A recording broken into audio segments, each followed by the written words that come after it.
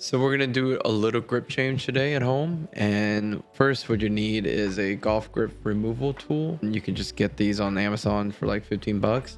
It's a good way to change your grips without spending any more money on cutting grips. So you can save these if they're in good conditions. And so you just put the removal tool in and then just pour some solvent, and you just kind of work your way down, making sure you turn as you work your way down until it gets to the very bottom. And I like to have a little tray or something to catch the solvent at the bottom, so that way you can reuse the solvent as long as it's still fairly clean and it doesn't have that double-sided tape gunk on there. You should be good. And then once the grip has been removed, you can just take a cloth, clean it out so that you can store it properly. And then you're ready for the next step. So I'm doing both my mini driver and my 3-wood grips on here. Both of those actually had the wrong grips, which is also why it's good to have these things around, because I save these grips for testing purposes. These are standard.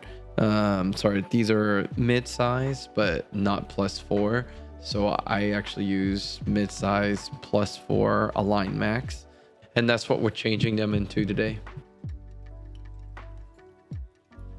And then once you remove the grips, then you can start taking the double-sided tape off. Now these can be really tricky, especially if you have a lot of layers.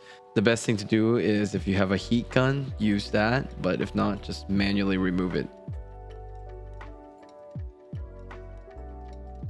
Set these aside, and then we're gonna measure the grips, and it's just hang a little bit past the edge right there. Perfect. You gotta make sure you get good quality tape, because I've had some bad ones. And go get it as best you can, that apart, and squeeze up here, pull it, make sure it's nice and neat. And what I found is that it's easier if you have like an elevated platform. Put a little bit of solvent in, a healthy amount, and you're gonna make sure this gets nice and saturated, and then just scoot this in. Get a towel, a nice tap, and a nice tap on the ground, and you just got to make sure you line this up on the ground. All right, and that's it. You let it dry for probably an hour or so, and you should be good.